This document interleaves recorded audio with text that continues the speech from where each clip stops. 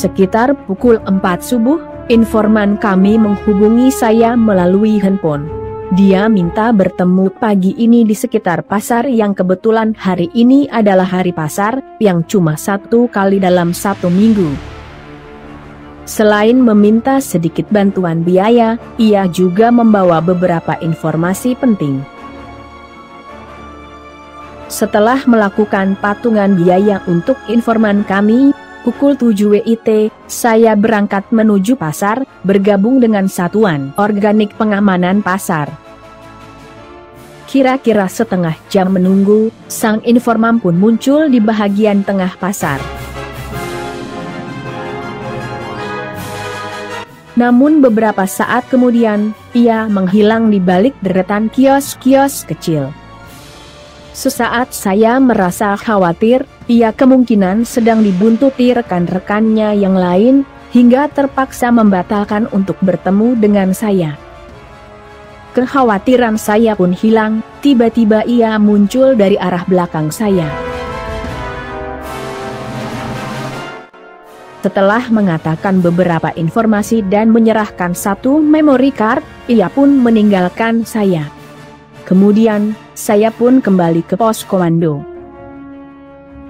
Setelah menganalisa informasi dan memory card, saya menyimpulkan hari ini juga perlu dilakukan penyisiran di suatu lokasi. Saya pun melakukan koordinasi dengan komandan, dan memerintahkan rekan-rekan untuk melakukan persiapan pelaksanaan patroli khusus. Dari tampilan video dan gambar di dalam memory card, terlihat beberapa orang anggota KKB yang sudah masuk dalam daftar DPO di daerah lain, ikut bergabung dengan kelompok KKB di mana informan kami menyaru sebagai anggota KKB. Dalam tampilan video terakhir, terlihat beberapa anggota KKB sedang bergerak ke arah perbukitan yang posisinya tidak jauh dari pos komando. Saya menghubungi sang informan kami. Saya meminta agar ia menjaga posisi dan tidak berganti pakaian atau apapun yang dia kenakan saat bertemu saya tadi. Pukul 10 WIT, kami pun bergerak menuju lokasi target penyisiran. Kira-kira 3 km sebelum lokasi target, saya merasa ada yang mengikuti kami. Beberapa saat saya pura-pura tidak menyadarinya. Kami lanjut bergerak. Ia tetap saja mengikuti kami. Dengan gerakan senyap dan tiba-tiba, saya berbalik. Saya meletakkan senapan Scar-H saya dan mencabut pistol revolver. 3 kali tembakan saya arahkan, menyasar 1 titik gelap di semak-semak, kurang lebih 30 meter di sebelah kanan posisi kami. Saya tidak bisa melihat dengan jelas apa yang bersembunyi di balik semak-semak. Yang jelas, ia sudah mengikuti kami. Pukul 12 WIT, tengah hari, kami tiba di suatu area. Kami pun melakukan pengamatan lokasi sesuai laporan informan dan tampilan video terakhir, terlihat dari balik semak-semak. Jaraknya kurang lebih 1 km dari posisi kami. Setelah saya zoom dengan teleskop senapan, terlihat 1 bendera yang berukuran cukup besar, berdiri di tengah dataran rendah di antara perbukitan. Darah saya seketika mendidih. 2 orang rekan saya perintahkan untuk mendekati lokasi dan melakukan tindakan. Saya memerintahkan mereka untuk menghancurkan bendera dengan tembakan granat.